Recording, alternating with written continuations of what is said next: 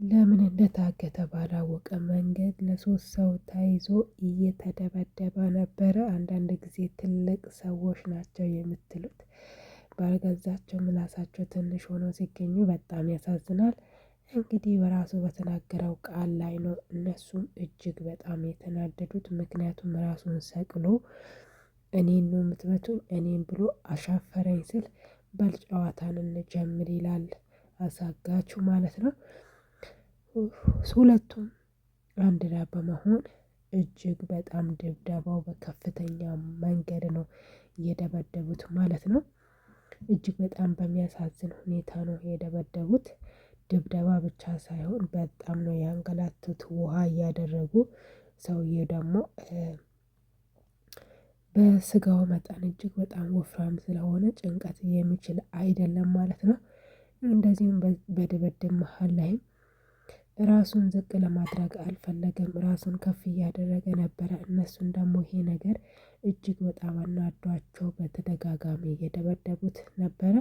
በሌላ በኩል ደግሞ ወደዚህ ቤት የገባችው ቲና እንግዲህ የራሷ የሆነ አይዲያ አላት ማለት ነው። በጣም ገርሟት ይህ ሰውዬ እናቴን እንደዚህ ማድረጉ ያላነሰው ታውቃለህ እኔ እንዲያገባኝ ይፈልጋል እኮ ሰውዬው እንዴ ታዲያ ምን አልሽው ይላታል።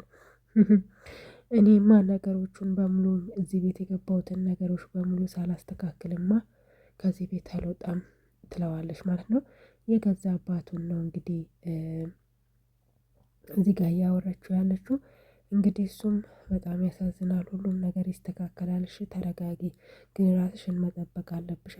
አስበሃል እኔ አባትህን ወይም የእንጀራ አባቴን አግብቼ ምን ሊፈጠር እንችል ታውቃለህ? የሴጣን ጆሮ ይደፈን እያለው እየተሳሳቁ እጅግ በጣም ይቀራረባሉ ማለት ነው። በጣም ይቅርታ እሺ ይቅርታ ተባብሎ ወደ ማስታወል ይጀምራሉ ማለት ነው። በሌላ በኩል ደግሞ የተደበደበ ሰውዬ ወደ ቤቱ ተመልሰዋል ማለት ነው።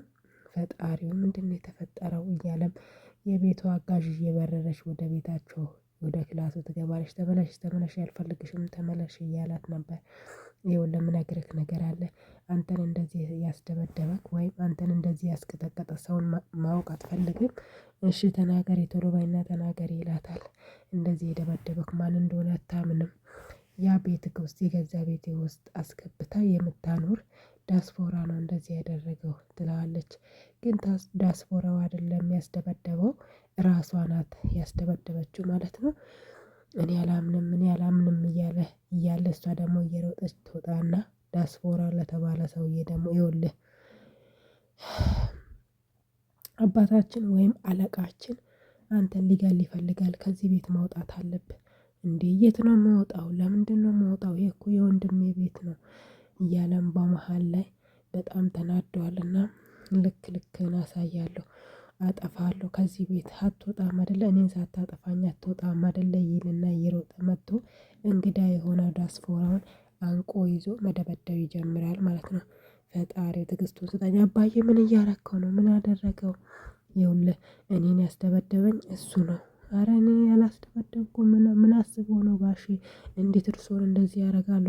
የአባቴ ባይሆኑም እኮ የወንድሜ አባት ነዎት። እንዴት እንደዚህ ላደርግ እችላለሁ?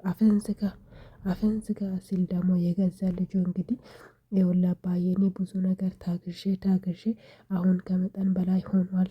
አፍህን ትይዛለህ አትይዝም? አፍህን ያዝ እያለ ነበር። ቆይ ማንን እያወራክ ይመስልሃል? ማንን ነው እያወራ ያለው? በመሃል ላይ ደግሞ እቺ እስስት ናት ነገሮችን በሙሉ የምታጠፋው። እቺ እስስት እዚህ ቤት እስካለች ድረስ ሁሉም ነገር ሰላም አይሆንም። ውጪ ከቤት ተብላ ትባረራለች ማለት ነው። ከክላስ ማለት ነው። እሷን ወጣች። አባዬ እንዴት ነው የሚያደርግ? ማረጋጋት አለብህ። ወንድሜ አያደርግም እያልኩኝ አይደለ እንዴ? ወንድሜ እንደዚህ አይነት ሰው አይደለም ደግሞም አያደርግም። አንተ ቆይ ማን ነኝ ብለህ ነው የምታስበው? ልጄ ነህ?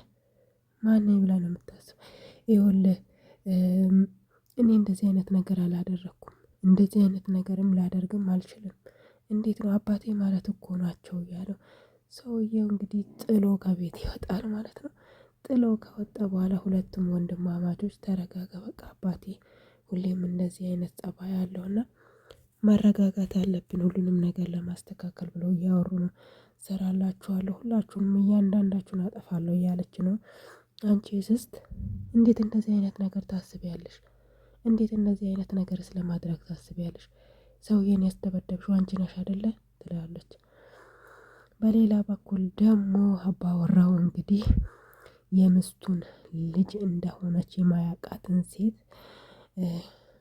እሷ ጋር ሄዶ ማውራት ይጀምራል። እኔ ከአንቺ ጋር ነው መሆን የምፈልገው፣ አንቺን ላገባሽ ነው የምፈልገው፣ አለም ላይ ያለው ነገር በሙሉ ጥንቅር ብሎ ይቅርብኝ ይላታል ማለት ነው።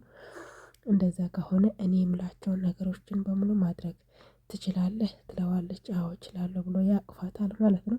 እሷ ሲያቅፋት ራሱ በጣም እየተጸየፈችው ነበረ። ምክንያቱም የእናቷን በደል ልትወጣ ነው እንጂ ወደዚህ ቤት የመጠችው የእሱ ምስት ልትሆን አይደለም ወደዚህ ቤት የመጠችው ማለት ነው።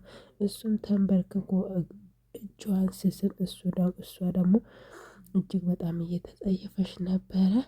አባወራው በህልም እየቃዠ ነበረ። ይቀጥላል።